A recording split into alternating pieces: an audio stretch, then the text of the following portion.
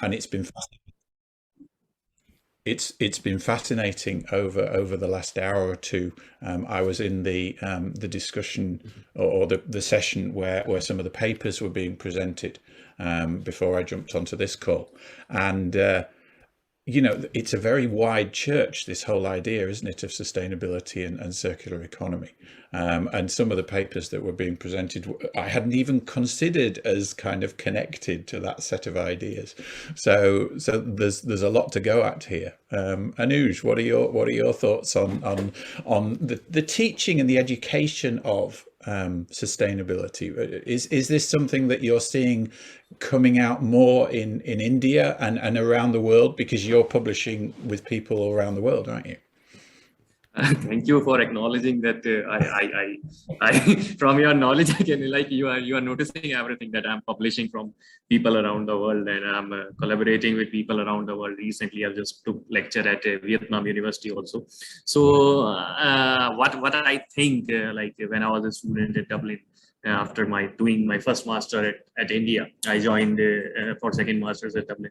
I think education, education is the link. Education is the bridge which can help us to connect, around the world. If you talk about sustainability, if you talk about circular economy, one important component of circular economy is sharing economy. Yeah. You need to share your resources, because resources are very much limited. What we will give to our future generation if we will utilize everything. So similarly, like the whole world has faced this COVID-19 the last 2 years or so, but the brighter aspect of that, this COVID-19 has made our education segment, our overall, education, the way we are delivering online lectures, more sustainable.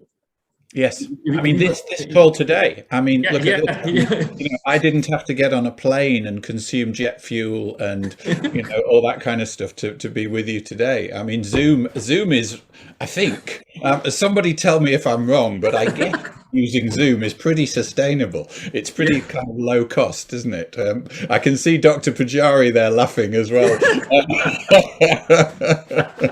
And I'm opening, in our conferences, we very less time we got, and whosoever has joined, I'm opening this session for everyone. Just today morning, one of our panelists who has just is also in the session right now, Professor Joe, is Dr. Dimple Vij. Dr. Dimple Vij, if you are there, can you please unmute yourself? Dr. Vij? Dr. Vij? Is on the call. Yeah. Yeah. Ma'am, can you unmute yourself? Dr. Yeah.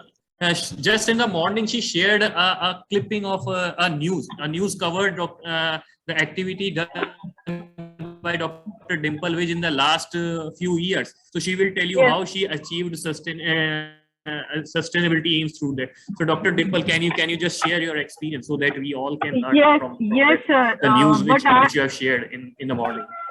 Yeah. What I'm doing, sir, all my kitchen waste and the garden waste of the green waste, I totally convert it into the green manure, and I segregate the other waste also. E-waste also, every year I am giving to an agency that is called Ataro, and I give it willingly to them. They give me the certificates, and all the total green waste I change it into the manure, and I think tons and tons of the waste, I think 2,000 tons of waste I have turned now into organic manure till this time.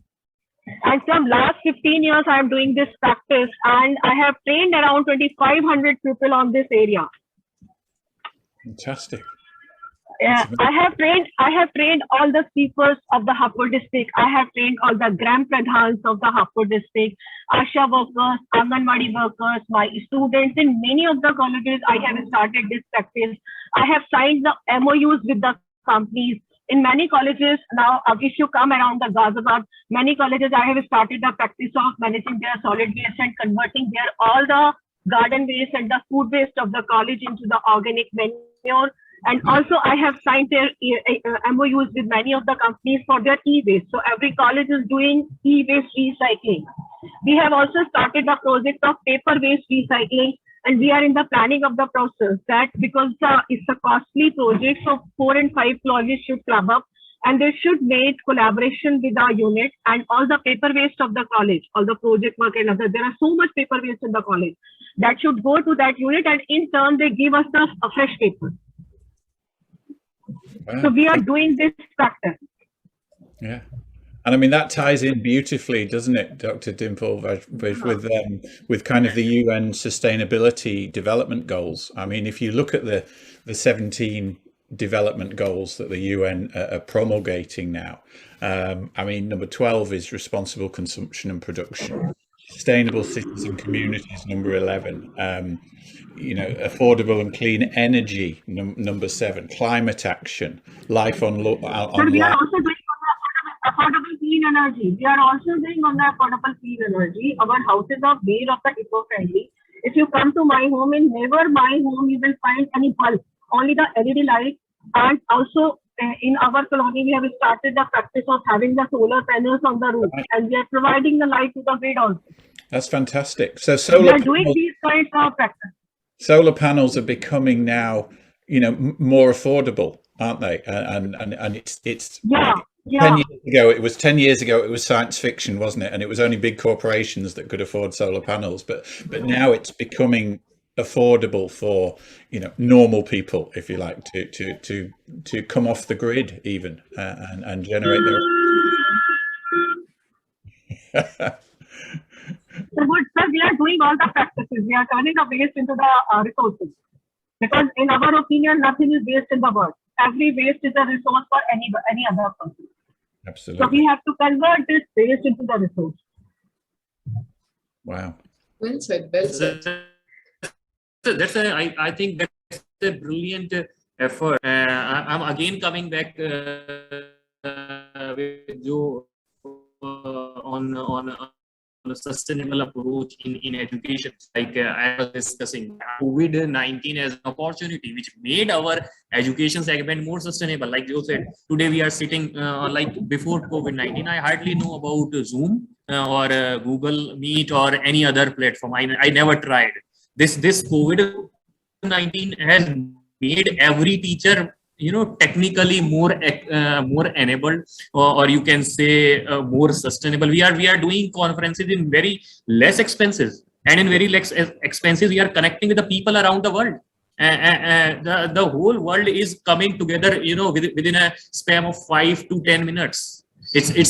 So what I see, like my PhD topic is also like adoption of online resources and its impact on firm performance. For me, technology is that tool through which we can achieve that sustainability in different segments. You say about, like, in today's era we are talking about artificial intelligence, we are talking about robotics, we are talking about drones. So what this technology is, these technologies are making ourselves more sustainable, reducing our, you know, expenses, at the same time making people together on one platform.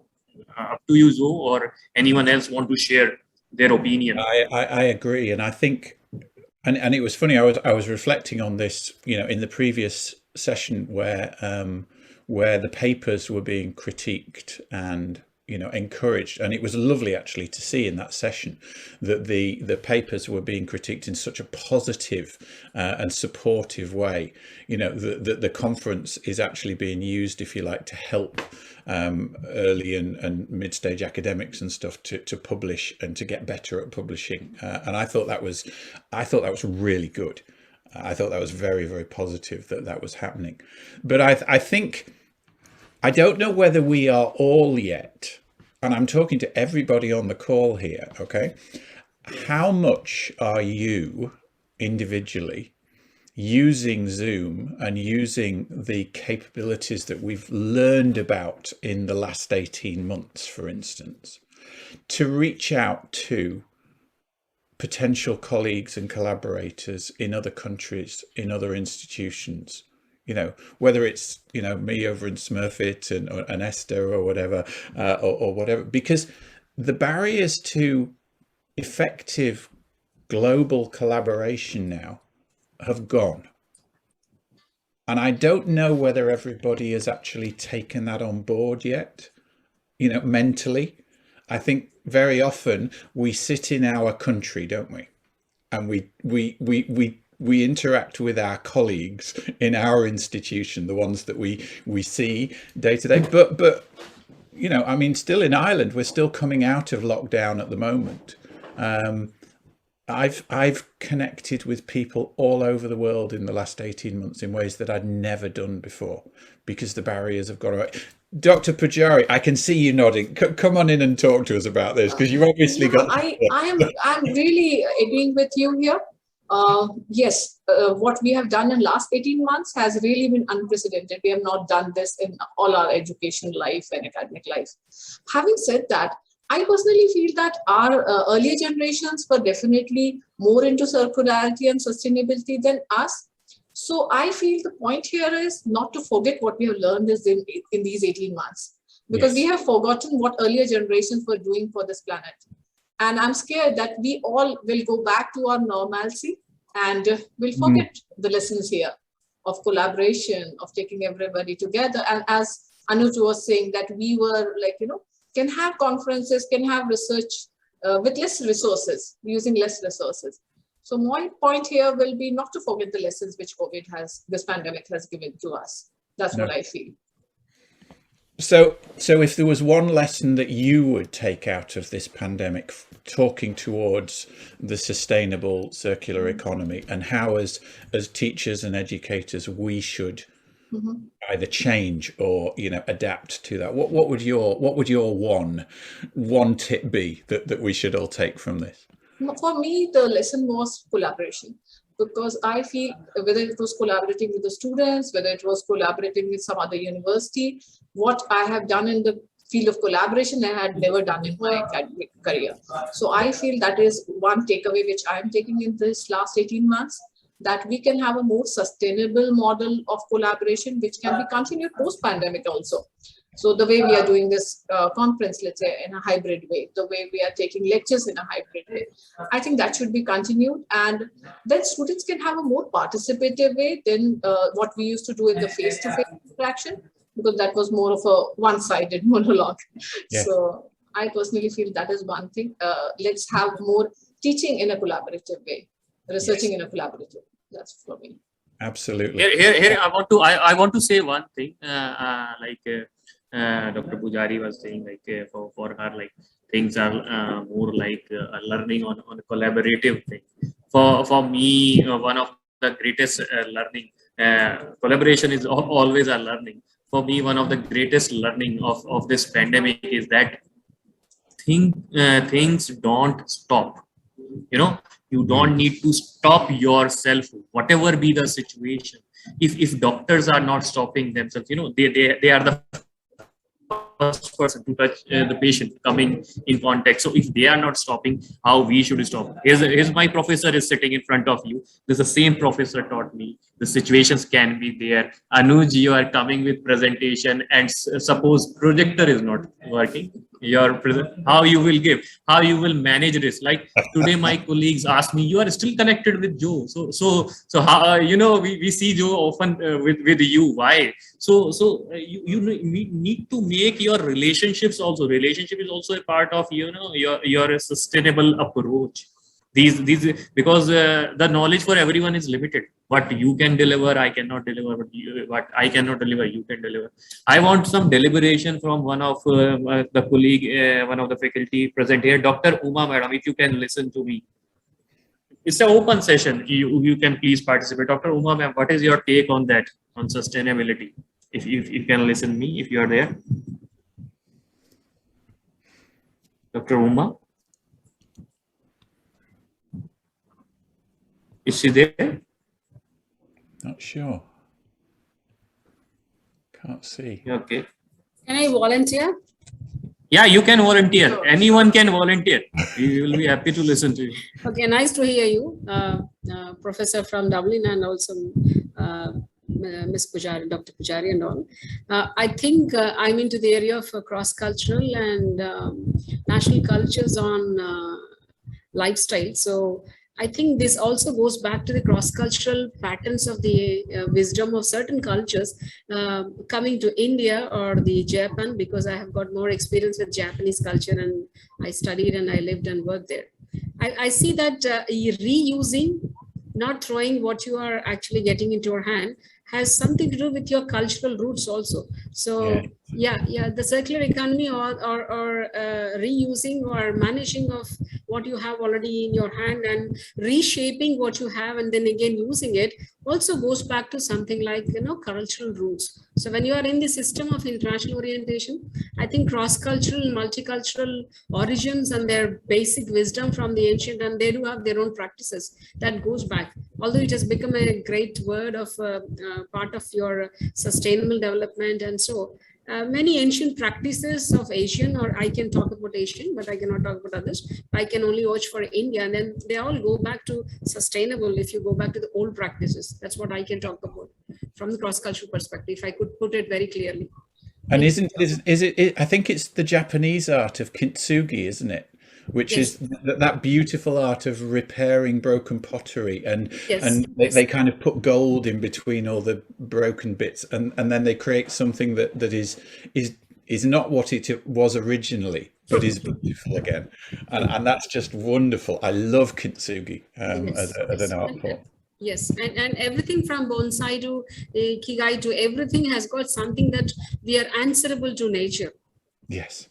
Right, the origin that is being taught in the schools right from the childhood, they're supposed to clean their classrooms and they're not supposed to waste anything on the class floor. If I really want to implement that in India, I'm speaking in the forum or being a faculty, I think my parents of the students will come and say that my child hasn't come for cleaning the classrooms, but there your classrooms cleaning and maintaining that kind of ordering your waste into something in your afternoon lunches is part and parcel, and they do it happily, and that comes as their habit wherever they go.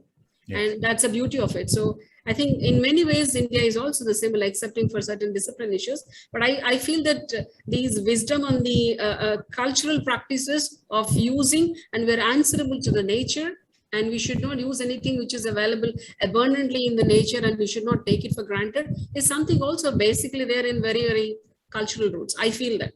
Now that modernly last 100 years we have wasted what we have not wasted in the last 400 to 500 years. So the emergency is such that we all have to talk about sustainability. I feel so. Yes, I cannot agree. Yeah, sorry. Yeah, sorry. No, go on, Dr. Pujari. I can't agree more. If we go back to our roots, we'll find that we were an expert on sustainability. Yes. And we have forgotten, basically. Yes. So we have to relearn, basically. Yes. If you go to across the country, you see all the wells which were constructed, the way they were actually, even in Rajasthan, where there's no water, but if you go deep, the deep wells are so originated and so technically qualified engineering marvels they are, that they were really planning for whatever rainforest water is today we're talking. So I think we have to go back to those roots and then see that it's not a new concept. Yes, we have to reveal, and only thing, inculcating these habits into the younger generation is a challenge. I say that, if I'm saying it rightly, because not every generation is actually doing it, but now the emergency is such that you are actually going out of the resources all over the world. So we have to talk it. That's it. Yeah, we have to relearn basically what we have lost or what we have Exactly. And we have lost it, haven't we? Because we're becoming well, to some extent. I mean, and particularly in India, this is probably a gross generalization, but I mean, because my experience is of an urban society, and we're congregating in cities, and we are consumers, and we're not anymore farmers or on the land. And so is it that distance from, if you like, the soil, the land, that has distanced us from almost that fundamental connection to nature and the cycles of nature, and reusing rather than just consuming. I've seen in Finland, I've seen in Japan, I've seen in other countries wherever I visited, some of the children are being taken back to the farms, and farmers are being exposed to these things, and they're told that if at all you want to eat an apple, how much time it takes for a cycle of an apple to grow. Yeah. And the tree, that how much you have to really, one nourishes the tree. So unless you know the cycle, the life cycle of that particular product or the commodity which comes into your hand, you don't know, and you don't know how to value it before you throw it without consuming it properly, right? Yeah. So how as educators Sorry to do we connect, how as educators do we connect that, okay, that knowledge, that fundamental understanding of sustainability with where our students are going? Because when they finish college or when they finish school, they're going out and they've got to now earn their living, and they've got to, you know, join companies or start companies or whatever. So how do we, what I mean, look, there's 50 people in the room. Okay, there's lots of people on this call. It's fantastic. Yeah. What are people doing to prepare their students to take this into their real life after school and after college? What are we doing as educators? Has anybody else got any thoughts on that? I can say only one example from my perspective and what I do in my class. I'm using certain aspects of design thinking into the classroom, where people can actually use their old bags and make it into some kind of new shapes and give it to the poor people. Or they can give certain kind of artifacts that they have thought that they will not use it. Instead of throwing, literally reshape it, use some creativity, you know, to make it into some kind of artifact and then give it to somebody, and it'll be beautiful, and you will feel that you are being elevated by certain aspects that you have given to a poverty person. So design thinking will definitely fit into it, where you will ask students to come up with creative ideas to reshape the old product. Yeah, great. And today we had today we had our chief guest who was telling us about how they are incorporating circularity in the human resource field. So they were saying, rather than going into the cost of training people and like during the pandemic, letting go or dumping people who are not required, what they did with their sales team, because the sales were not happening, or the purchase department, because no purchases were happening. So they were trying to train those people, those resources, human resources, and making sure that they use them fully. So now I was reading a wonderful article also from HBR that people are trying to incorporate circularity into all streams of organization, all domains. So whether it's, we all know about circularity in production, but now it's seeping into marketing, seeping into human resource, and seeping into packaging and everything. So human resource, something a learning for me, that if you use people who are already trained rather than letting them go, because they have the years of experience and they have contributed to the organization to a large extent. So that really works if you can use them more, maybe to train younger generation. So I feel the sustainability and circularity doesn't have to be we only talk about the ecological aspects. Also the way ma'am was saying, the design thinking. You have to start thinking from different perspectives. Can we use the finances? Can we use the human resources? Can we have more sustainability in marketing, rather than just spending resources here and there, or money here and there? So that is one learning for me. Fantastic. I love that. That's brilliant. And that takes me to something that I worked on over the summer. I was fortunate enough to get a fellowship this summer with the UCD Innovation Academy, and I've done a project this summer. And I'll put the website for the project in the chat in case anybody's interested. There it is. And what I did was I did a course last year on universal design for learning, and that incorporated design thinking as one of the kind of aspects. And they have this little thing in UDL called +1, which is what I called my project, +1 teaching. And it's this idea that Dr. Purvi just said, if you like, of just making one change. I mean, it comes from continuous improvement, doesn't it? It comes from Deming and Duran and you know, the continual improvement movement. But you don't have to make seismic change. You don't have to make step change. You just have to make little changes. But if you keep making little changes in your environment, they grow. And it's like planting a tree, isn't it? And you know, it grows into something wonderful. So how do we encourage our students to just do those +1s? And my project was about talking to inspirational educators, and it's an ongoing project as well. Okay, so a little plug for it. If there's any inspirational educators that like to be interviewed for that project, I would love to talk to you. But how do we get our students, and how do we incorporate into our teaching and into our research to inspire people to maybe just 1 + 1, just one little thing? Oh, we've got somebody else turned on there, Dr. Padal. Have you got something to contribute, Dr. Padal? We can see you on the video there. That would be great. No, quiet. Okay. I just wanted to add a little thing here. I have a small topic where I, in my course, which talks about creativity and innovation. And I always tell my students, suppose you have a water purifier or any particular product, how would you make it more user-friendly or with less resources? So maybe they combine radio with the water purifier, and they could try to combine 2-3 different things.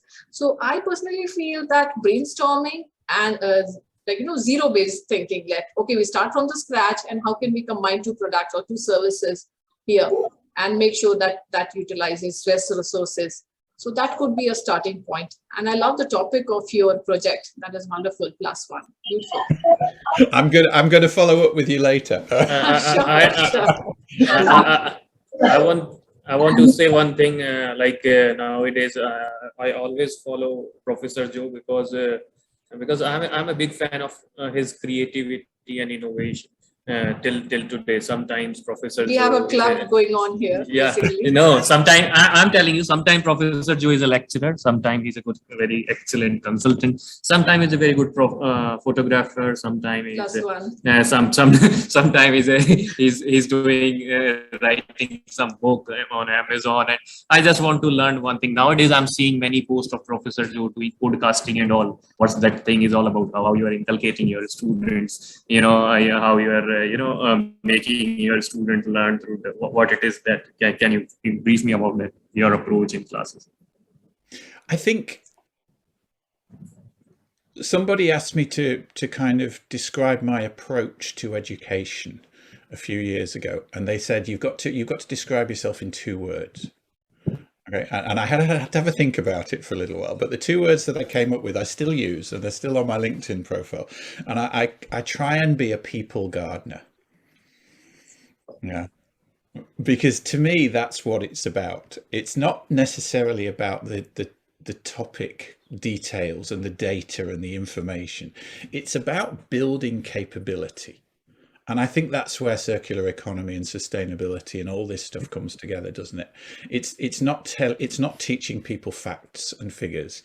It's building in understanding. It's building in capability. It's exposing people and your students and the people around you to ideas and allowing them to connect ideas that then they can take into their own lives to improve their lives and the lives of the people around them.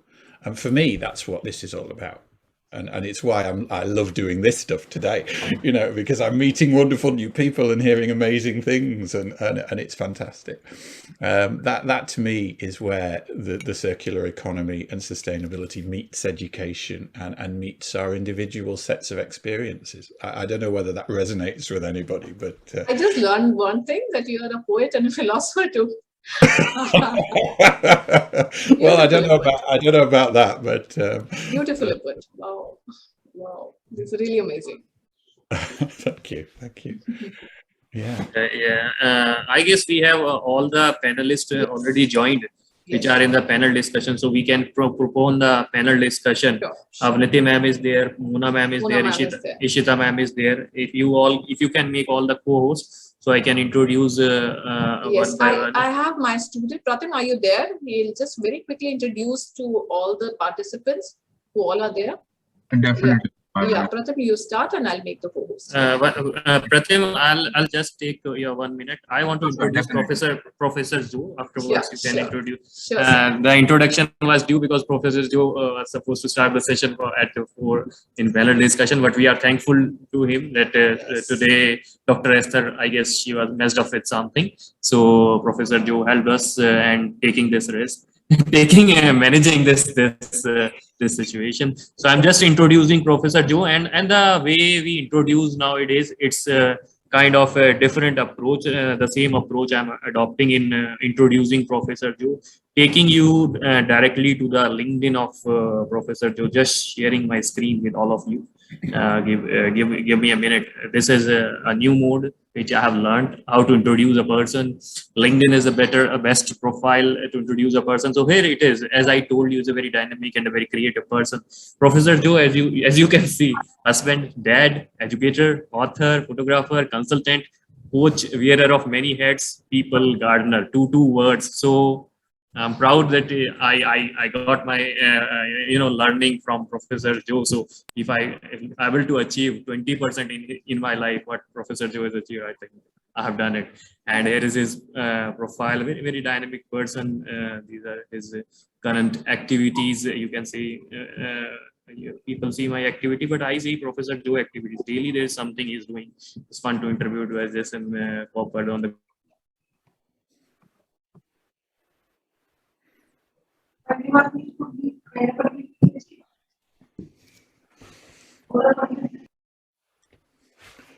I think Anuja's connection has broken, thankfully. Yeah. No, that was wonderful to know. And I love the word people gardener. That's such a beautiful word. Yeah. Wow. It's a big learning for me personally. Wow, Wonderful. Hello, am I audible? Sorry. Yes, sir. Yes. Sorry, there was a disconnect. I guess my screen, my internet was showing some problems. So 1 minute. I'm just going. Give me a minute, please. Okay, we shall talk. We'll talk amongst ourselves. No. I'm just sharing. Yeah. So this is where I met Professor Joe. UCD Michael Summerfit Graduate Business School is academic director for MSc in Project Management program, and his teaching is, I always say, very dynamic. And the way he taught me project management, I can never imagine anyone can taught me like this. And he gives full freedom to his student to do any activity or whatever. Like I have presented on Sachin Tendulkar in his class by applying the. I still remember that presentation. And Anuj came in and said, "Can I do a presentation on?" And I said, "What's it on?" And he said, "Oh, it's my favorite cricketer." And I said, "Go for it." So that was Sachin. That time he retired, and he's also a UCD Innovation Fellow 2021, Managing Director for Horton Consulting, honor for Sherpa Prize. So too many things. If you see, and he's a master of different things. So that's about Professor Joe. Now, Pratim, you can take over. Thank you for giving me the time. Absolutely, my pleasure, sir. Thank you so much. Well, yes, a warm good afternoon to everyone. Well, as introduced, my name is Pratim Sutar, and I welcome everyone for the international conference on a circular economy and management of industry and leading towards sustainability, and sponsored by AICTC and organized by Bharatiya Vidyapeeth Institute of Management Research, and in collaboration with APJ School of Management, New Delhi. Well, as also part of a small discussion going on, well, in this unprecedented times, like it was a bit difficult to manage it out and come offline, and we could have a great conference. But yes, with help of this online means, we came and we're taking this conference ahead. Well, I thank each and everyone. With that, I would like to introduce our first panel member, Professor Joe Houghton. Professor Joe is currently the Director of Project Management and Lecturer of UDC Smurfit Graduate School in Dublin. He has successfully been teaching project management, other project management subjects at the same institute since 2005. He's a certified management consultant. He has completed his international executive MBA graduation in the year 2004. And he has earned a professional postgraduate diploma in university teaching and learning. Well, he is an experienced businessman, IT manager who has held European and global position in software development, system implementation, technological management, and telemetry systems, developing with multinationals, including General Electric. Well, moving on towards us, the next panel member, Dr. Manpreet Kaur. Dr. Manpreet Kaur is currently working as an associate professor of accounting and finance at Secretary IQ's AC at Shri Guru Gobind Singh Trinity University, Gurugram. She also did a PhD from IIT Delhi in foreign direct investment and completed a BCom from Shri Ram College of Commerce, Delhi University. Well, she has also has more than 14 years of teaching experience at a postgraduate level. With that, moving on to the next panel member, Dr. Anviti Gupta. Dr. Anviti Gupta is currently working as a professor of psychology in Sharda University at Greater Noida. She has done a PhD in psychology from University of Lucknow. She has completed a PG diploma in industrial relation and personal management, as well as in marketing and sales management. She is certified and clinical hypnotherapist from California Hypnosis Institute, USA. And Dr. Anviti Gupta has completed 25 long successful years in teaching, academic administration, training, and psychological counseling. Heading to our next panel member, Dr. Mona Sinha. Dr. Mona Sinha has also completed her PhD from CMJ University, Meghalaya, India in 2013. She did her MBA in Aligarh University in 1991. She's a certified NLP practitioner and certified assessor of competency mapping by XLRI, Jamshedpur. She's currently working at Skyline University, Sharjah. And Dr. Mona is Mona ma'am also worked with BYMSR in the past too. So yes. Lastly, I would like to introduce our final panel member, Dr. Ishita Adhikari. Dr. Ishita Adhikari has over 18 years of corporate experience, and she has been associated with Anand Group, Wirelessly Facilities, INC, and many others. And currently, she is working as an associate professor at APJ School of Management, Dwarka, India. Ma'am has also completed a PhD from APJ Satya University. She has done her LLB from Delhi University and completed a post-graduation diploma in PM and IR from Bharati Vidya Bhavan. With this, the topic of discussion is a reflection of circular economy and industry leading towards sustainability. Again, I thank each and everyone to be present virtually, not practically in front of our eyes, but yes, with the help of online means. I really appreciate and thank each and everyone to come up and show up on this meet. Now I would like to pass on the mic to Mr. Anuj Kumar sir and Dr. Purvi Pujari ma'am. Thank you so much. Thank you, Pratham. Just one information for all the participants that I just received an email from Dr. Esther, and it was actually she was in university, and in the university all the systems were down. The internet was down, so she came online just now. So she requested and apologized that she was not able to join. So she requested the session tomorrow at the same time, 10:30 Irish time, 3 p.m. Indian time. So I said, okay, we will take your session tomorrow.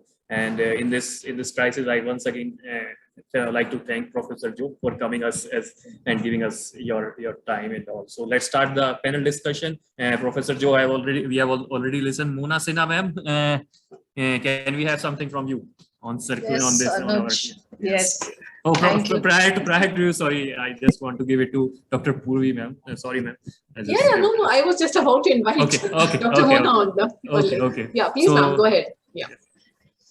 Thanks, Anuj, and thank you, Dr. Anjali Kalse. Thank you, BBIMSR and Purvi.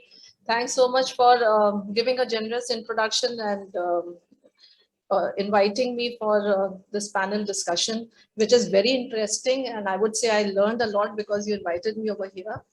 And today, what I'm going to, discuss over here is circular economy and the HR aspects. What HR aspects? The HR perspectives related to circular economy. Now, in December 2015, I'm sure all of you must have seen on the TV how the Eiffel Tower went green. It was illuminated with green floodlights with the message Accord de Paris c'est fait. If I'm pronouncing the French properly, then it's Accord de Paris c'est fait. which means the agreement has been done. So this is a very significant global climate agreement till date, where 177 countries participated and all pledged for the reduction of carbon emission. And that there was another pledge which was taken by these countries, that yes, they would prevent the global average temperature from rising above 2 degrees centigrade, and there were efforts to keep it below 1.5 degrees centigrade. That was the pledge which was taken at the very famous, Paris Agreement. Now, we all know what is the situation these days. And the new buzzwords these days is carbon neutral and carbon capture. Because I live in the UAE, and Sheikh Mohammed bin Rashid Al Maktoum, who's the Prime Minister of UAE, he says that by 2050, UAE will go carbon neutral, and they will be able to capture 80% of the carbon emissions and reuse it in their products. So this is what he says. Now, if we look at the scenario, we have to go back to the age of the Vikings, when ships were using wind sails and, using solar energy for cooking, standing under the sun. We have to go back to those ages.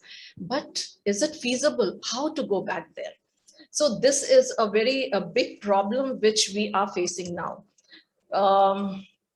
Earlier it was easy because we were not expecting when King George and Queen Mary, when they sailed to India in 1911, it took them 6 months from the UK to sail over here using wind energy and maybe coal. But now if we say that we have to go back to those ages, it has to be commercially viable also.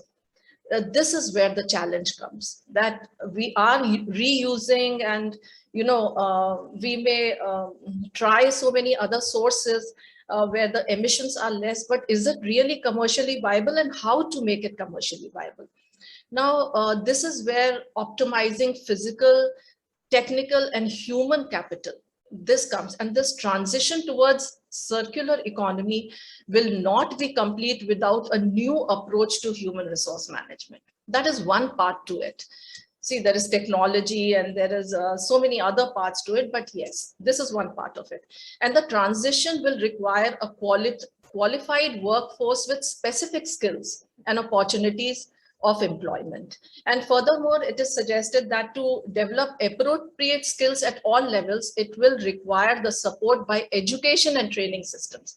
This is where education comes in, and this is where teaching comes in, and this is where, upgrading our skills as a teacher and learning technology also comes. Now, let's look at the HR perspective and its impact on jobs. If we are talking about, if we talk about teaching over here, and if we talk about the HR impacts, we have to know the kind of jobs which are, going to come, or it's already in the pipeline. Now, a shift to circular economy will impact labor markets around the world. And while some jobs will disappear, some will change, and there will be some circular jobs which are going to emerge. Certain combinations of skills are going to become very important. And workers and employers will be required to develop those new mindsets. Psychologically also we have to be prepared for this. They have to develop those new mindsets and skills to be adapting to this changing environment which is happening now. But we should know what are circular jobs exactly, and how we ensure that the transition to circular economy is positive, and is it positive for the work, and is it positive for the workers, and how we prepare for it. What are the kind of jobs that we should know. Now, a circular economy requires manual and practical labor. We think that it is only technical, but it's not like that. It requires manual and practical labor, just as it requires highly skilled work in design and engineering of new solutions. So it's wrong to think that we have to be focused only on design and solutions. It is an economy which is going to engulf everybody right from the ground level to the top level. If managed well, the circular economy therefore has the potential. It has the potential to create opportunities for all types of workers, and knowing that it is going to change the, it's going to change the world of work. And it is also that we are presented with a new opportunity over here. We have the opportunity to rethink not only how materials are going to flow, but how we are going to manage it and how we are going to manage the people who will be in charge of this material flow, their training and their upskilling. This is where, the HR aspect comes in. We have the opportunity to restructure the labor markets in the way to improve their quality, to improve the kind of work, and to make inclusive workplaces, and to provide workers with continuous learning opportunities, continuous upskilling of jobs. That is what we should be focusing at. Now, the type of jobs, like I was saying, that jobs, what we call circular jobs. Now we can divide these jobs into two categories. These are the type of jobs which have already come up and which are going to come up in abundance. Now, one category I would say is the core circular jobs, and the other category is the enabling circular jobs. Now, core circular jobs are all those jobs which ensure closure of raw materials cycles, which are jobs in repair, jobs in renewable energy, jobs in waste management, resource management. These will be the core jobs, and they will form the core of the economy. And enabling jobs are those jobs which are going to remove the barriers to the core activities. What kind of jobs can these be? These will be jobs in leasing, design, and digital technology. So enabling jobs and core jobs, these are the two kinds of jobs, circular jobs, which are going to come up and which are already there. Now, I would say that, I was just reading a paper on circular economy and what kind of jobs are these which are going to come up. And this paper was, this study was done in Netherlands. And why in Netherlands? Because Netherlands is, it is one of the countries which has been very much into circular economy, and they are aiming for a full circular economy by 2050. So, so this paper was about that, and they had given a very good description about the type of jobs for which we have to be prepared. And this paper also talked about the mindset, where we have to have a flexible mindset, and a mindset which is focused on environment and waste reduction.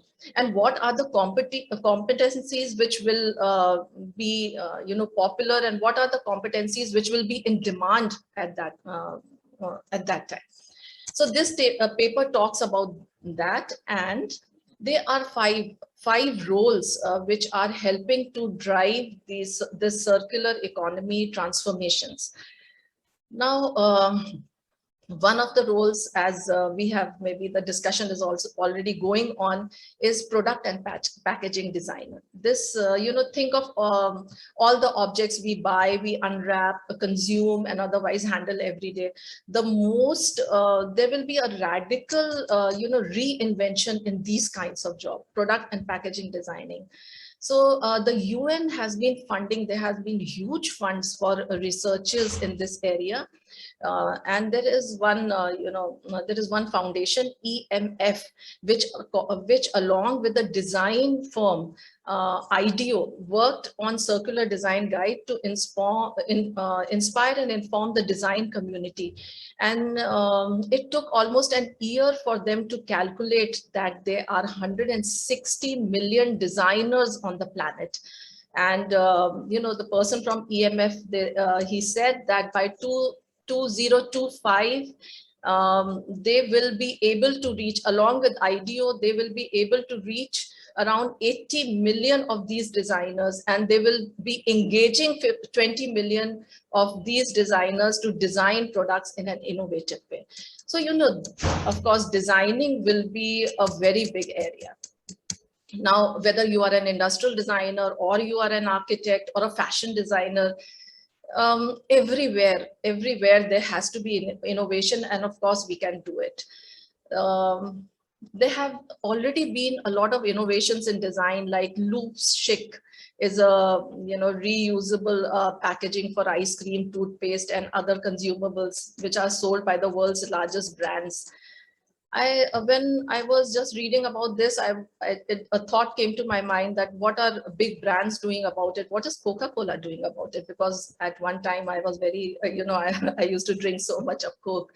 So what's Coca-Cola doing about it? So I just learned that it was in 2018 that they launched a World Without Waste program, and a very ambitious sustainable packaging initiative which has been taken by Coca-Cola, and it has yielded very good results, and their entire packaging lifestyle has been, or they are trying to change it. They are making it renewable.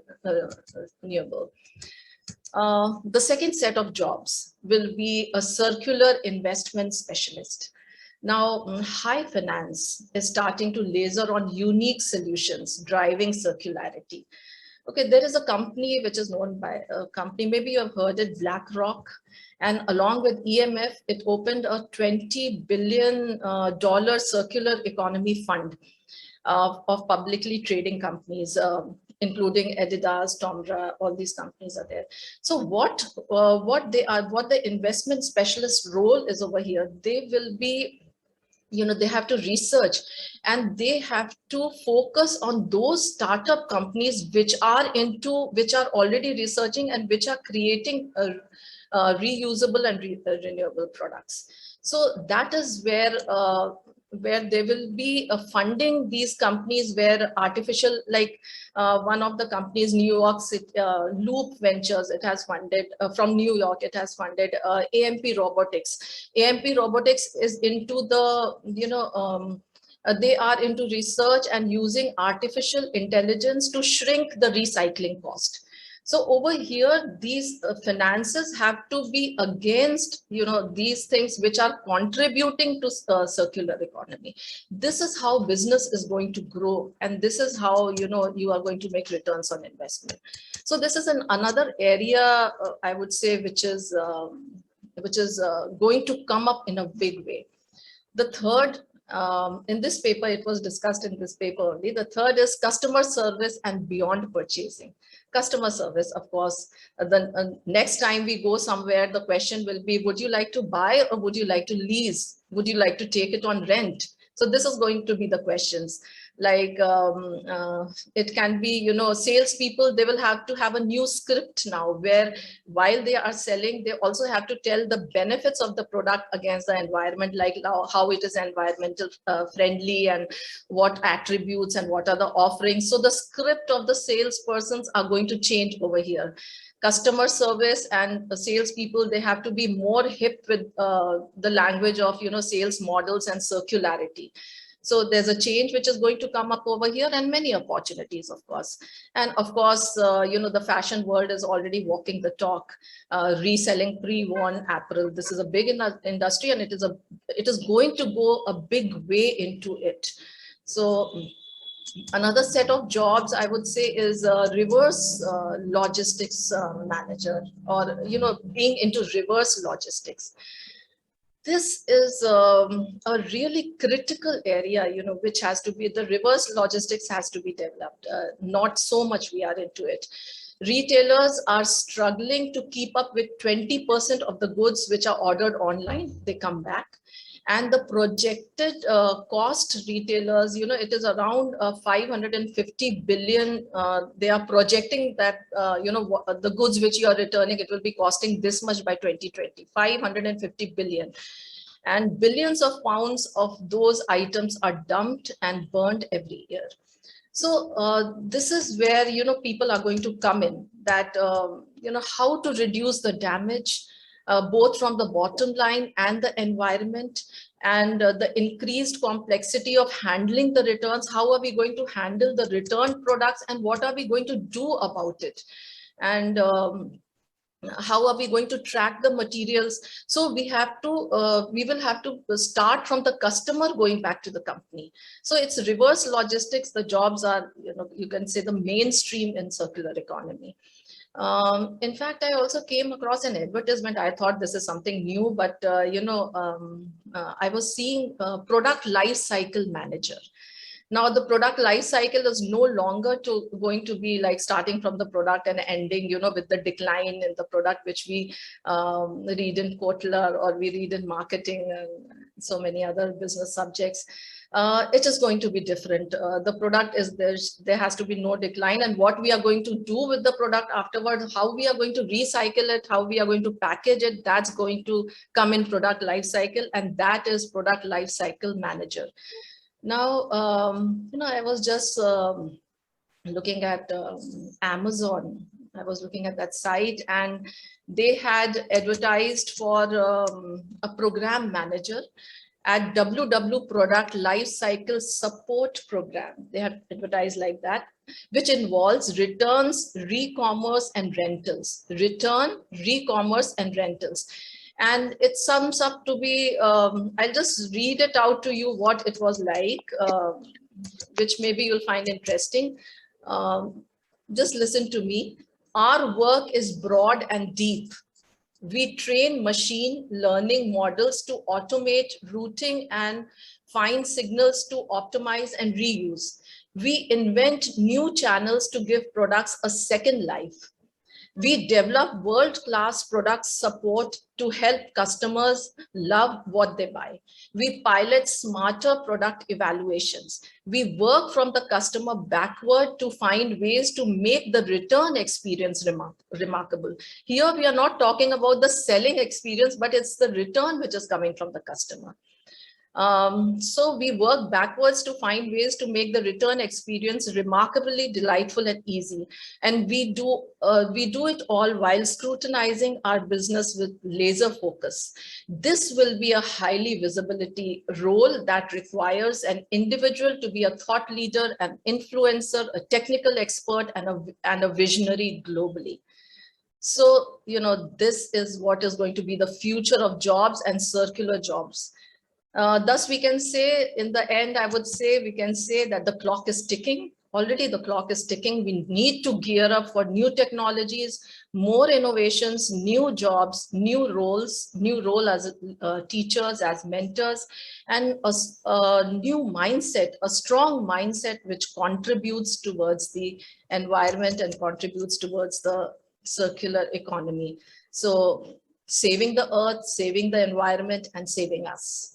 Thank you. Thank you so much. It was a nice deliberation, Dr. Mona ma'am. And I guess Professor Joe has something to ask from you. Professor Joe, as a as a head panelist, what is your take on that? Please go ahead. And then I'll invite Dr. Ikshita into the discussion, and Dr. Apniti. I thought that Anviti, sorry. Yeah. I thought that was a fascinating summary of lots of interesting points around circular economy. And but that last point that you made about returns and kind of like, companies now investing time and effort into creating jobs to facilitate and make the returns better. And I mean, my question that I popped into the chat was, should we not actually be focusing on not having to do returns, kind of get the products right in the first place? Don't, maybe not encouraging people to operate in that mindset of, oh, I can buy these things online and then send them back if I don't want them. I mean, surely we should just be encouraging people, buy what you need and buy what you want the first time and get it right the first time. Because if we encourage the mindset of buy and return, isn't that just propagating onward the non-circular? Yes, Dr. Joe. I got your point that we should not be encouraging people to return. But this is not, first of all, it's not encouragement to the people, but people do return. And it's the return policy which is actually, bringing up the sales also, because they very easily buy because they know that they can return it. Mm-hmm. So, sales has increased with this return policy, number one. Okay. Number two, I would say that since we are talking about reuse, renting, so the reverse economy, the reverse logistic manager has to find out ways how the things which are returned can be reused and rented. So maybe we can make, more out of it. We can again reuse it. So that's the thought behind it. Sure, wonderful. I think this is high time we include other panelists into the discussion. I would like to invite Dr. Ishita Adhikari to give her view on the same thing. That do we have to give incentives to people to use products a little longer or not to return it? What is your take on it, ma'am? And I would really appreciate if you could join your video. Yeah. Thank you so much, ma'am. My apologies. I've been trying to get my video on, to be straightened, and I put an apology also in the chat box. I think the benefit of technology is that we all have got connected, 100, 150 participants across India, across the nations. But I think there's a little bit of technical glitches, so my apologies for that. I think it was a great pleasure. I was also part of the earlier panel discussion that was going on between 3 and 4, and I have the a good honor of listening to Professor Joe Hudson. Mona ma'am also put in the context very straightforward in terms of what the HR should be doing and what are the jobs that are available. Typically, coming to the question that Professor Joe is kind of stating on, should we be focusing on making returns better? I fundamentally feel that I read an article, and I think as Indians, we have been conditioned to frugal living. So typically our parents, forefathers would say that, buy only something that you need. I think in the past 10 odd years, the consumption has gone high, consumerism, has peaked. And if I look at today's Gen I, and I see my kids doing that, and I see school kids, my MBA students, finding it so easy that at a click of a button, they're able to, order. Honestly speaking, they don't even know whether they actually need that stuff or not. So they just order because, as we just discussed, it's so easy to return, and there are no penalties involved while you're returning. So that becomes a kind of a incentive or a motivation to do blind purchasing to put it bluntly. So I think going back to brass tacks, probably some bit of a sensitization, of our students, of our kids, by parents, by educationists, that when they're purchasing, just because the purchasing power has become higher doesn't mean that they should just kind of blindly purchase. So I somehow feel that this concept of sustainability, circular economy, we need to start conducting awareness sessions now. There are two aspects to this. One is the HR aspect. As HR professionals, what is it that we can do? And what is it that we can do as educationists? So as educationists, probably we need to, kind of ensure that there are certain kind of awareness or sensitization that is being built in the students, and they are able to kind of value what is around them. So the decision making that they normally do is based on just having to get that voyeuristic pleasure of having, clicked a button and then they are ready with those parcels that are being delivered by the e-commerce companies. As far as the HR contribution is concerned, I strongly feel that the HR leadership needs to probably collaborate and promote circular values in terms of, as I said, conducting some awareness sessions and making people understand that renting out on products like cars, designer dresses. Abroad, there are a lot of companies which are actually dealing in leasing out used cars, used personal cars, as and when required. So I think those kind of initiatives being taken in by the HR people and would kind of probably help a lot in making our our vision of creating a huge amount of awareness of the circular economy model to a larger population, and that will contribute to its success. Thank you. Thank you, ma'am. Now I would like to invite Dr. Anviti into the discussion. Ma'am, what is your take? What we can do from Indian point of view also? Do we have to refurbish things, or do we really have to invite people to use products a little longer? So, Dr. Anviti, can we have your point of view here? You're muted. Let me just look for her. in mute. Ma'am, you're muted.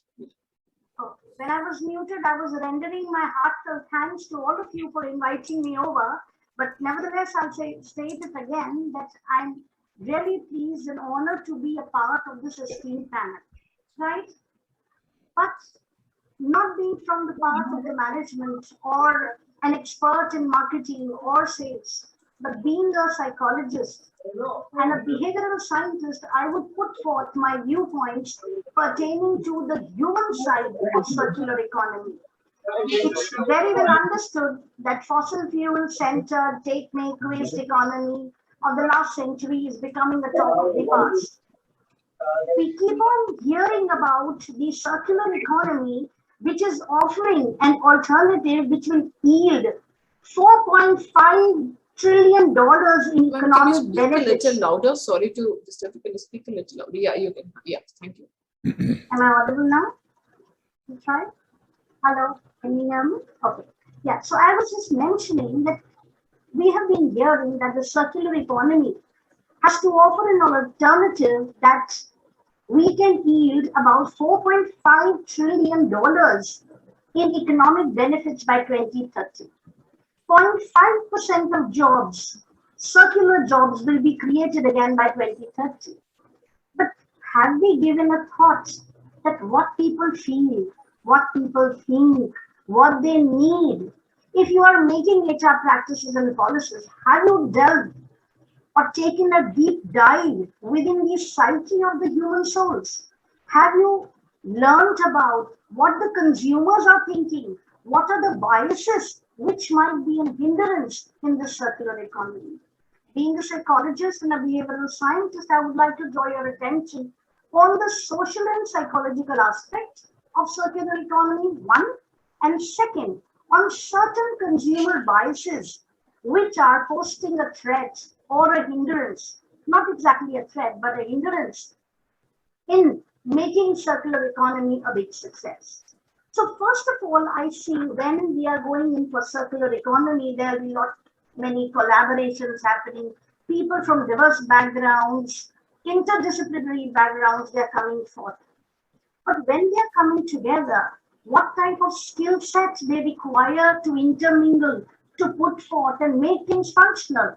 Are we not ignoring these aspects? So being a psychologist, I was looking into circular economy, though it was not my domain. But then I thought that it is all being steered, brainstormed about people and products, and everything is for the people. Why aren't we concentrating on the psyche, psychology, needs, demands, feelings, the heartbeat and the pulse of the people? The people who work for us, work for the circular economy, the leaders, the think tank behind the circular economy, and of course, the consumers. I would like to draw attention, number one, to the leaders. So while the thinking is going, not many meetings are going on, organizations are working how to bring forth and do away with the linear economy and bring the circular economy.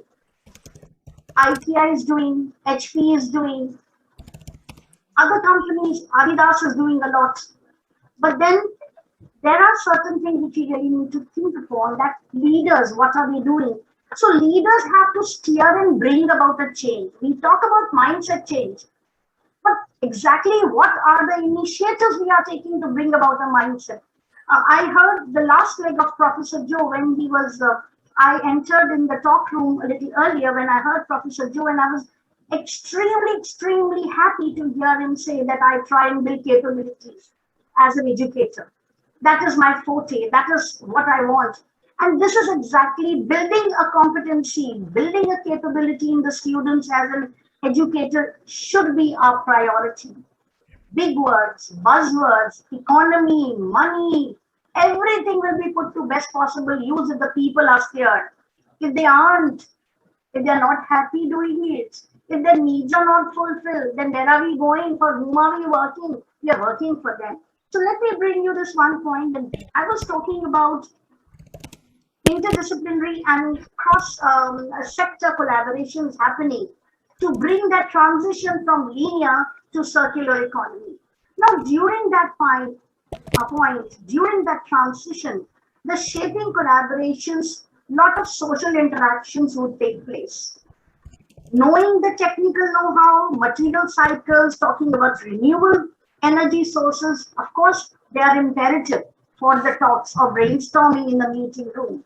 But then what exactly is required? I personally say emotional intelligence is required. People should be very well conversant with the basic skills, people handling skills, how to understand oneself. So my speaker who was speaking prior to me, I'm forgetting her name, I'm very sorry, my apologies for that. But then she was talking about awareness programs. But don't you think, in order to create awareness program, that is right, but everybody should take a deep dive within themselves and should be self-aware first. So the first basic principle of emotional intelligence is we really need to build that competency in all of us. And especially our leaders have to be emotionally very, very strong, should possess this intellect of emotional intelligence wherein they can understand their own selves. So self-awareness, social skills, all these things become imperative when we are collaborating, sitting across with a diverse team. Some are manufacturers, some are shop floor workers, all of them, their inputs are important, but then to steer it towards one common purpose and a superordinate goal is how beautifully you bring about circular economy. That is wherein emotional intelligence is required. Managing conflicts, motivating yourself, motivating others, and as educators, our students, to start practicing from their own sphere, how to reuse, recycle, refurbish, remanufacture, even the mindset we were talking about. So this came to my mind. Mindset is what? If we go to the stores, we will not buy a product. In China, there was a study conducted and they say, you know what? People are not buying the remanufactured stuff because they think that it's not of good quality. So there and there, the mindset needs to be changed in the minds of the consumers. So I personally feel that managing all these things, the leaders who are dealing with this transition from linear to circular, they should be able to utilize their human skills, emotional intelligence, which is very, very crucial in, number one, organizing the groups towards this common goal. Number two, they need to establish personal connections and negotiate solutions. And this has to be done all within the unfamiliar context and the frameworks, which we are in process of bringing. Second important thing, I was going through a lot of literature, and this was about the leaders where they really need to work upon, enhance their adaptability and resilience. Having emotional intelligence, bringing adaptability and being resilient, these are the skills that we really need to develop well within ourselves and within a team to have this transition. Second part I would like to draw your attention to, when I was going through multiple papers, I was thinking what's new I can add to this discussion. So my area is always human psychology, human behavior. So in circular economy, it will go fast if there are no consumers, if there is no consumption happening. Right? We have to, of course, work with their mindset, but then we really need to understand what is stopping the consumers to buy and understand the concept of reuse, refurbish, remanufactured, product from all the landfills. We are using the waste and making a product. Do they really accept these things? So wherein all the biases, what is deterring us to have this fully functional circular economy? I would like to bring your attention to 4 points. If the time permits, I would like to say these are called as the cognitive biases, which are happening in the mind, the perceptual biases, which is exactly playing a role in non-acceptance of circular business models. We are working a lot about, we are creating new business models, but those people for whom you are working, they are not accepting it. What is causing them to not accept it? So let us just read about their non-acceptance. So first and foremost, these consumers' mindset needs to be studied. And first thing which I came across in all the literature while I was going through consumer behavior, I came about the person-product relationship. The first cognitive bias which comes from the consumer is a person-product relationship. Person-product relationship is nothing but it's an emotional bond between the person and the product or the services they are paying for. They want to use it. So personal product attachment basically has a lot of implication in the context of circular business model. Now, if a person develops that bond with the product, then what they will do is they will repair it, they will use it, and there will be a longevity of that particular product. But on the other hand, if there is not a good bond between the person and the product, they will discard it. They will not use that particular product. So the span of the product, maybe they'll bring it and they'll throw it in the bin, or they'll give it to somebody. So what happens is, the conclusion from this bias was that the weak person-product relationship leads to premature disposal of the product, which is detrimental to the circular economy. So this needs to be studied before planning and implementing a new business model wherein you are promoting people about. So this emotional bond. The second cognitive bias which I would like to draw your attention to is the psychological ownership. I have got something, my goodness, this is with me all through my life. I will pass on to my daughter, then to my grandson. So we feel delighted in owning a particular thing. So this psychological ownership also explains the non-acceptance of the excess and performance model, which is a prime strategy in circular economy. How it would happen, I would just say. When we are talking of psychological ownership, it is a state. It is a mental state in which individuals feel that an object is their own. It belongs to them. And it is driven by three motives. One is efficacy, second is self-identity and having a place to dwell. This is mine. This product will give them an identity and they say, no, this is my place. I belong. So what exactly would happen is the argument which I draw from this bias is that psychological ownership inhibits the diffusion of access-based business model, which is an important model of the circular economy.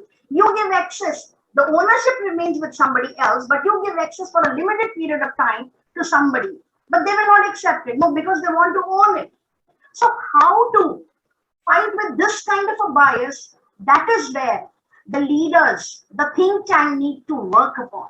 You are making a product, be it recycled, reusable, whatever. But then is it acceptable by the people or not?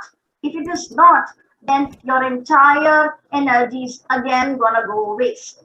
Now the third bias which I'm going to tell you about is basically the habits and behavior. Obviously, habits are highly atomized behavior, and radical innovations and disruptive business models are imperative to move towards the CE model. Now, how it is going to happen, I'm going to tell you.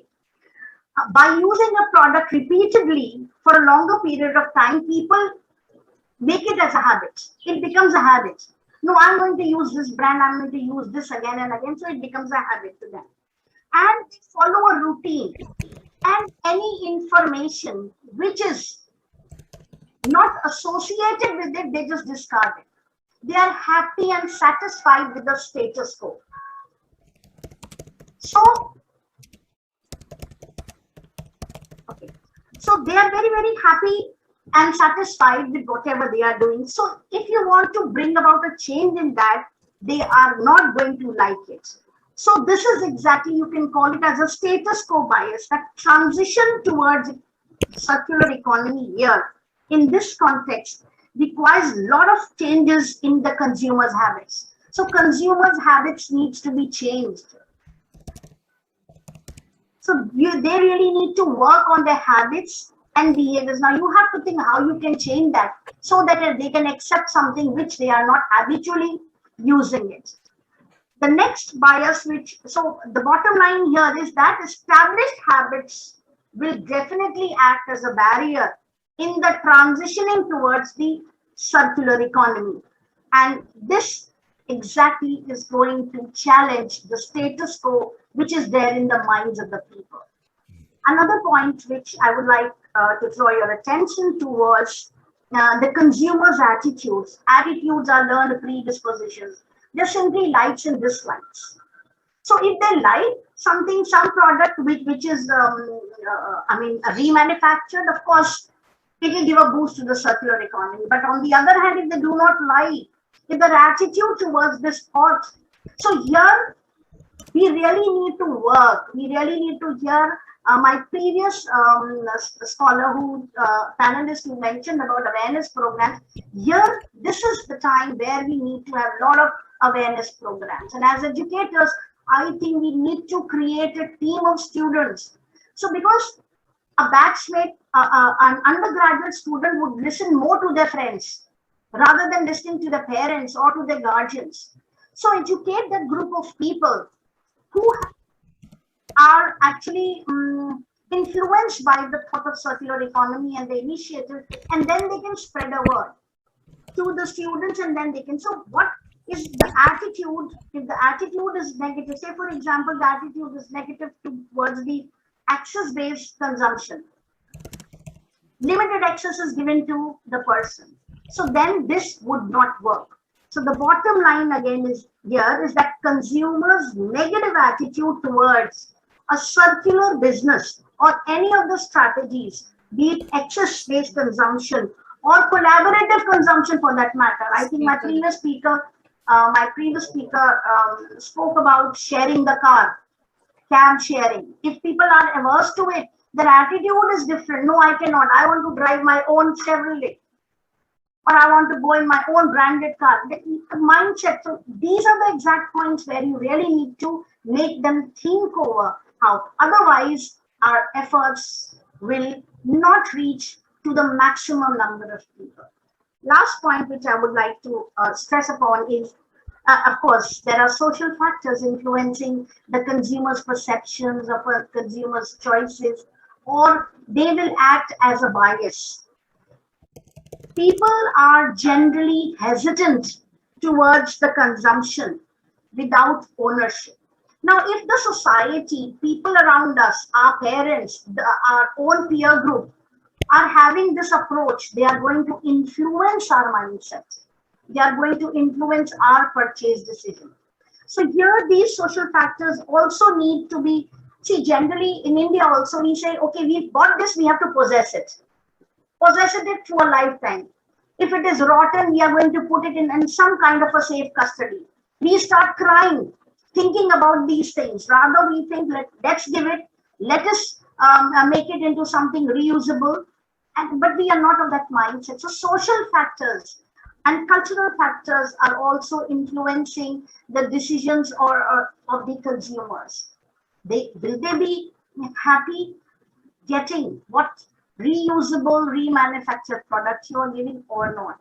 So these are the certain things. There is one more thing which I have seen in my colleagues and people. Most of the people in this new generation, they go for designer goods, big labels. You know why? Because of their expense and exclusivity. Mind you, they will buy these things because they are exclusive. Only one piece is made. So what exactly happens is, now for them, if you're giving them a recycled item, what they will think about the recycled item, they will think that it is not authentic. They do not want to compromise their identity and perceived value of that product because it is recycled product. So what I'm trying to say is that the policymakers, the think tank, the leaders really need to get down to the level of the consumers and think, are they really ready to embrace these recycled products made from waste? All those what you get as a raw material from the landfill, are they accepting it or not? We are running short of time. So I'll just say that these are the few points which I wanted to deliberate upon, because I feel without convincing the mindset, without convincing the people of the circular economy, I think all efforts may not reach to that pinnacle of accomplishment which we really aim for in circular economy. So we really need to work with the human psyche, human mind, and start to maneuver, build capabilities, hone their social skills, work on their emotional skills and adaptability and resilience, and study about the preferences of the consumers, and then go backwards and design a product what they need, because you're doing it for them. So please think, take a heart to them, the people who are working for you. Not much has been talked about, Professor Mona. So I would not stress upon the HR aspects, though I was wanting to. But then these are the few points which I wanted to deliberate upon, and this is where I'm. Any questions? Thank you, ma'am. Thank you, so much. Dr. Anviti, ma'am. I'm passing it to Professor Joe Horton. He's waiting since long, and absolutely by his messages in the chat box, I can read so many things he has in mind. Professor Joe, please take over. You've heard enough from me, but I mean we've got other speakers on the panel who've not had a chance to talk yet. I saw Dr. Meninda's come in as well, so we should hand over to her rather than to me. I've said my bit in the chat. You can see all that. Yeah. Professor Meninda, ma'am, you can see. Yeah. Go ahead. Hi, Anuj, Dr. Joe. I'm really sorry that I'm a bit late because of my preoccupation, but it was very nice to hear Dr. Anviti Gupta about talking about. I think is my voice audible? Anuj? Yes. Go ahead. So the topic really is very nice, because I was thinking last night also, and Dr. Joe will definitely agree with me that the question or the major part of the conference topic saying economy and management, how it is leading towards sustainability, drastic word. Now, very heavy words are being used in economics, talking about circular economy, biodisposable parts, and what not all we are talking about, and very beautifully built up with Dr. Anviti Gupta saying about embracing of the regenerating or recycling products and restructuring, talking about cognitive buying. But my concern as a leader of an academic institute lies somewhere else. My sustainability, my part of management and economy lies into what are basically we are shaping our society into. We are thinking about changing the mindset. We're talking about what not all, how to make a critical decision making, how to make a strategical part.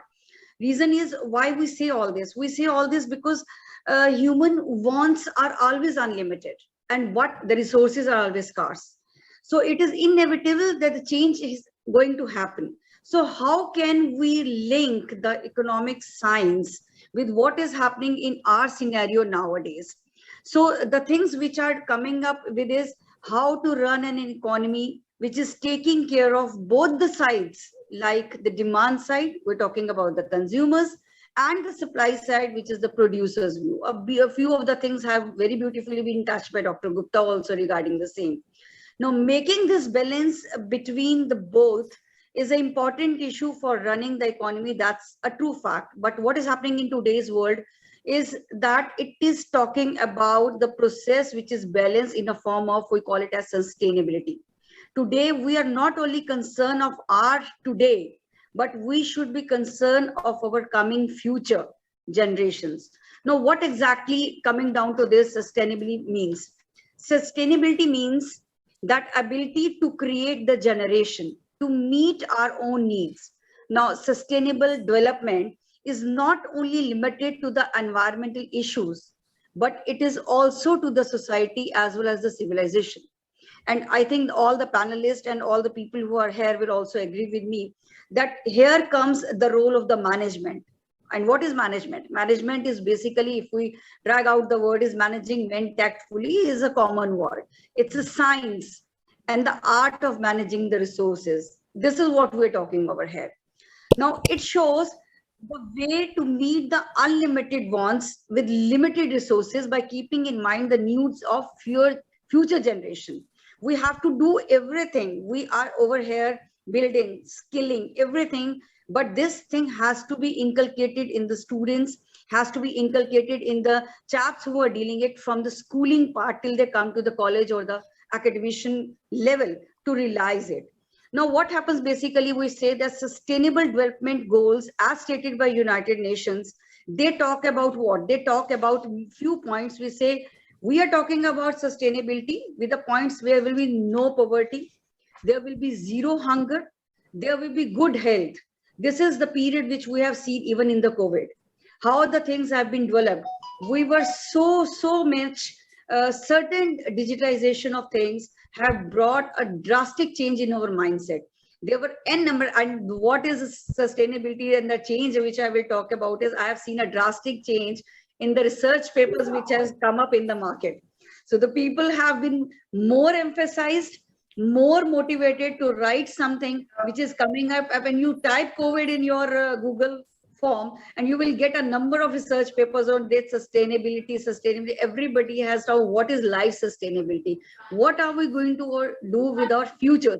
That has come out to be. And the next part which UN also highlighted was the well-being. So well-being has become the major issue nowadays, where we have to be very much careful about what we are planning and what we are going to give our future generations.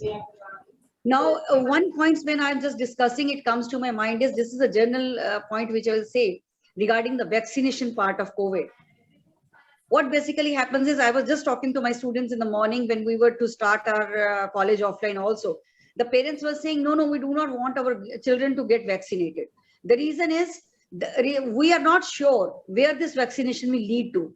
Again, what Dr. Gupta said, the mindset has to be changed, because we are talking about management, we are talking about economy, we are talking about sustainability in this very conference of this. And if we are not touching, we're using heavy words like circular economy, we are talking about nothing else, which is something which has to be taught by or learned by an academician. We have to take the things in a layman language also to understand where we are leading our future generations.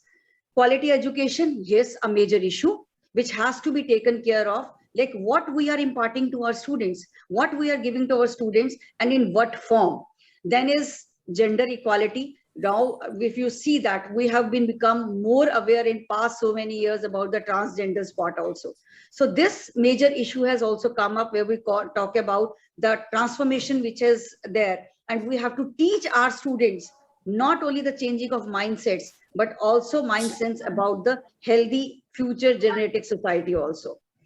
Clean water sanitization, which is related to also, sometimes we are come to know about the rainwater harvesting, how we are utilizing the water which has been given by God to us and then regenerated, how we're using it in regeneration form for planting, for using gardening and all that. So that is another example which is very much prominent to that. Decent work and economic growth, industry innovation and infrastructure is the other part. Why we are saying industry? Because industry 4.0, which is referring to the fourth industrial revolution, we always says it leads to the dynamic transformation from where the production is leading. We are moving towards a new wave of global technology, will change global production, and we are leading nowhere else but only to internationalization. So in all the aspects of business and industry, we will be only talking about how the organization concerns regarding the environmental management, because we are highlighting over here the economy part. So we are saying that reducing ill environment and performances in environment is leading through production and the consumption part. Reducing, reusing, recycling, recovering are all the traditional systems and the terms we are often been using in this our economy part. Now, what we say about cycling model of nature is converting the waste into the resources, basically called as transformation, reuse and cycle. And I'm very proud to share over here is that just last week I got a chance to be a guest of honor in 40 SDMC schools of India, basically Delhi only, where the children from prep onwards to the middle part, they have learned how to convert the reusable part. Really very fantastic part, how they have used the tires to make the tables, where they have used the rubbers to make the chairs, how they are converting their waste, basically, which has been rendered from their home, into very usable parts. So this is something is we are already started moving into the line of changing the mindset. Now, another point which UN has also highlighted is reducing inequality. Obviously, that is there, but majorly what happens is that all typically depends upon what we basically are thinking upon, what we are children. And I think for that, we have to work from our own home to change the aspect. When we're talking about that, we have to highlight on the worldly or the internationalization form, which we're talking about inequality. And then is obviously the climate action.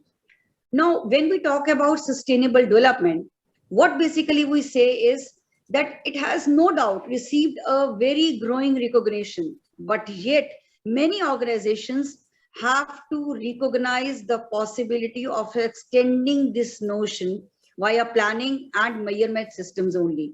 We know this notion, no doubt in that, but we are not ready to accept it. And we have to inculcate it in among not only the organization, but also our children as a whole, because we're talking about the future. Business and societies can often find approaches that will move towards three goals. That is, one is the protection of the environment. Number two is the social being, which I had already said, like UN has also highlighted, and the economic development at the same time. Now, sustainable development, sustainable awareness is leading where the opportunities are there for green consumers. We're talking about Go Green concept. We're talking about how the well-being of the social part has been done. We're talking about how about learning the local community goodwill has been done. That also included in that. Now, when we talk about how the things are moving up, there's a very, very good data which has come forward during my research also, which says that 1/3 of the world's food is lost between the farm and the fork. What does it mean? So much wastage of food, and we see so many people who are just hungry, who cannot have at least one-time food. And this, the reduction, this, the recycling part, this, the wastage transformation has to be reduced so that, and this can only be done by helping the global food companies, which have to come forward, and consumers to reduce the food waste, which is coming up in the form of all the sectors. Now, when we talk about Industry 4.0 also, which is already more been talking, we are also simultaneously talking about Education 3.0 and coming up Education 4.0. This is a very, very important concept.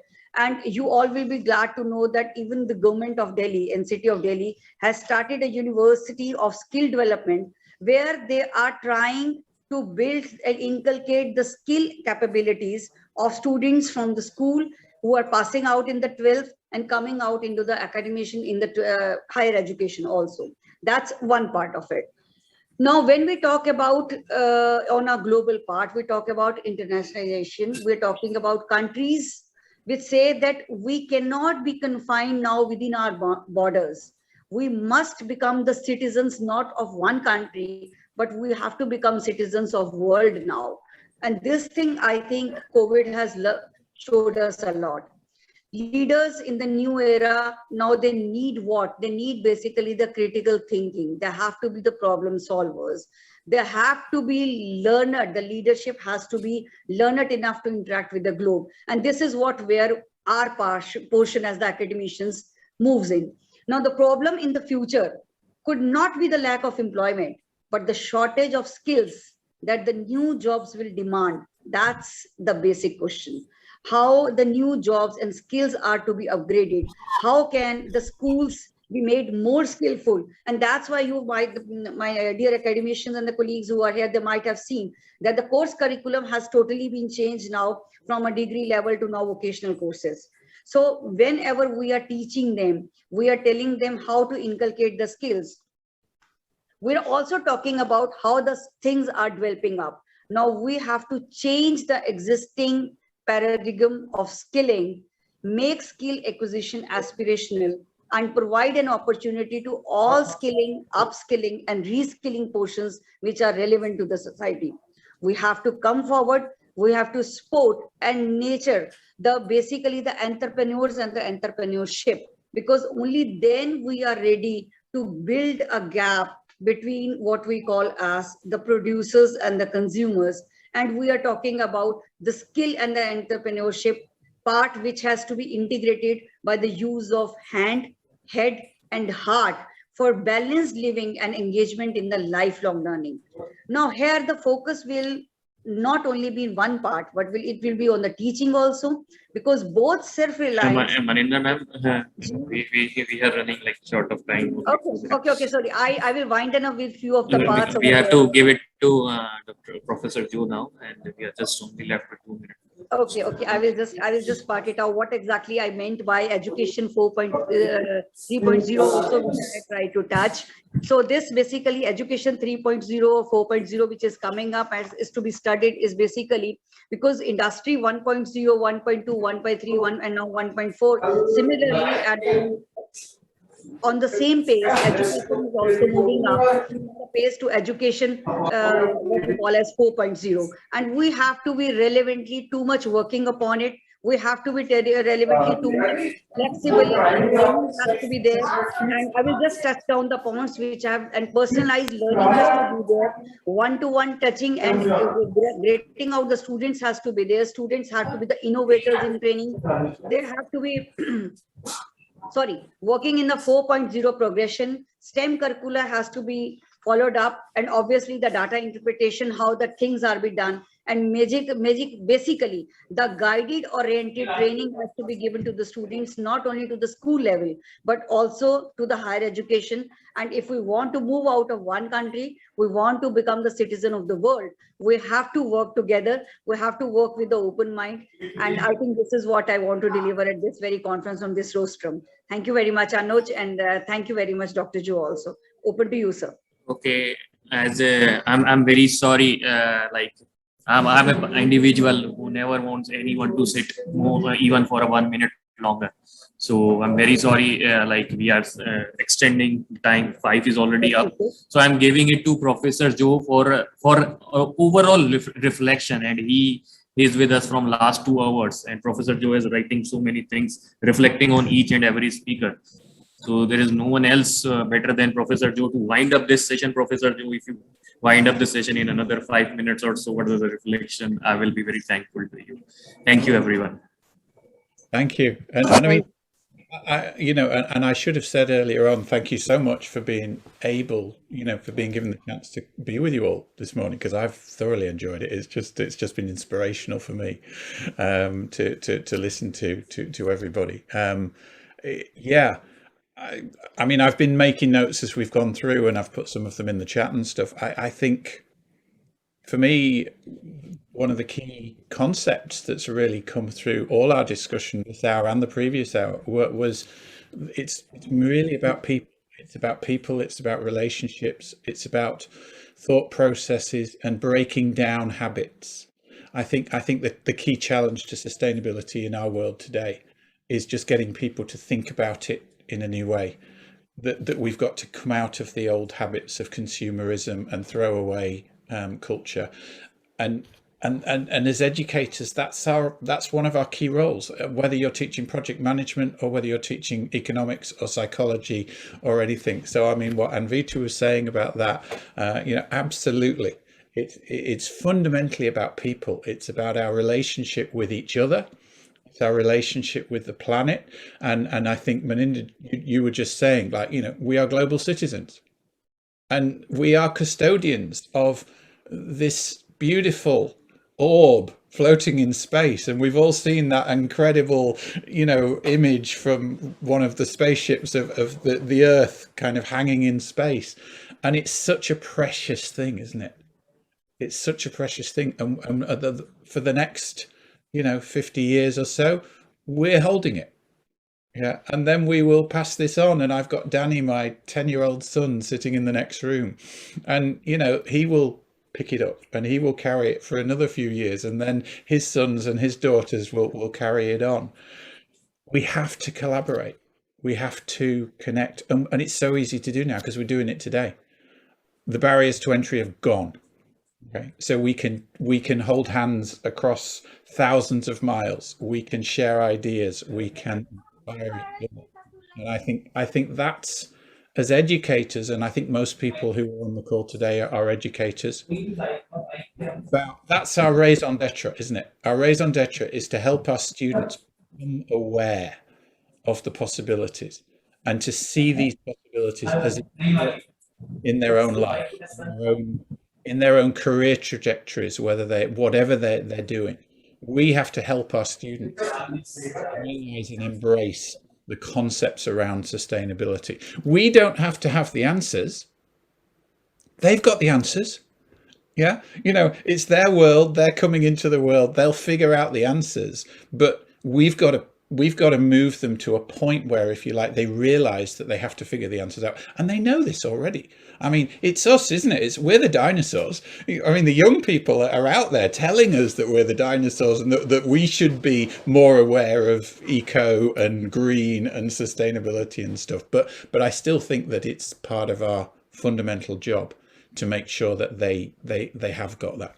So, I mean, going back to again, Maninda, you said something beautiful there, and you said hand, head, and heart. It's yin yang, isn't it? It's that whole beautiful balance thing, and I think that's for me what this all comes back to. So, thank you so much for allowing me to be part of the discussion today, because I've thoroughly enjoyed it, and yeah, that's it from me. I think enough. Thank you everyone for part of this panel discussion. On behalf of this conference as a convener, along with Dr. Purvi, I'm thankful to all of you that you have given your time, and you all were prepared so much. Like we can go on for this deliberation for next 2 hours. There is so much points are coming from everyone. So and all the participants also, they have joined and they have listened to your deliberations. I am very, very much thankful to you. Anuviti ma'am, you want to say something? You raised hand. I just wanted to say one thing after listening to Professor Joe and all the other speakers, that being a psychologist, I realized in the 25 years of my experience with academics and teaching students, one thing every time I'm teaching and training my students to write a journal of gratitude.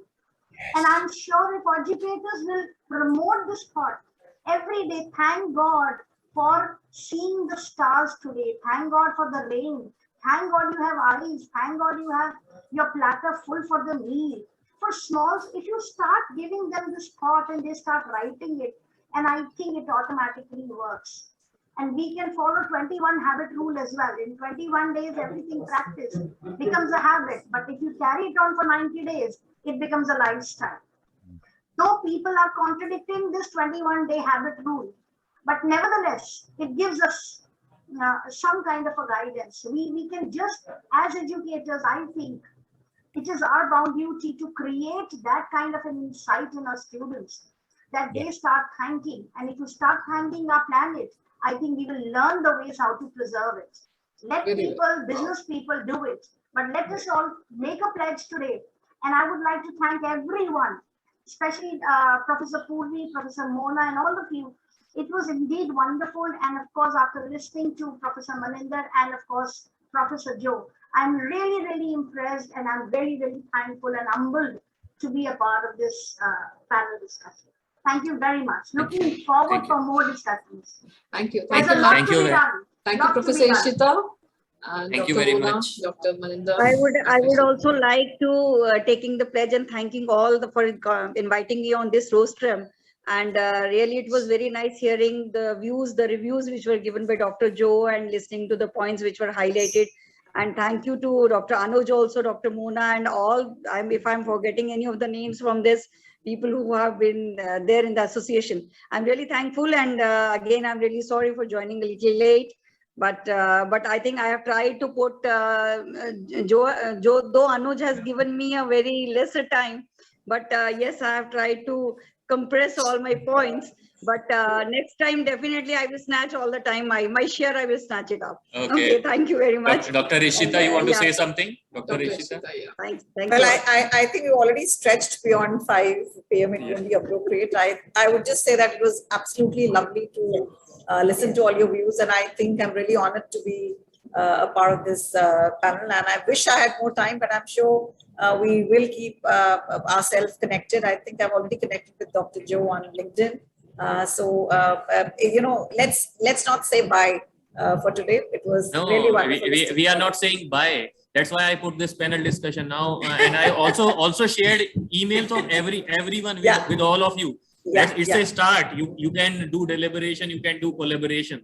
That's what the purpose of this conference. Absolutely. So till we meet again. Absolutely. So my gratitude to all of you, and thank you so much. Thank you. Thank you very much. Thanks to all. Thanks to all. Thanks for everyone. Thank you everyone for joining. Thank you audiences. You're a wonderful audience. So thanks for the patience. So we'll end the meeting here, and all of you can join tomorrow for our track sessions for the international conference, which will start at 11 a.m. Thank you everyone. Thank you very much. Have a great evening. Thank you.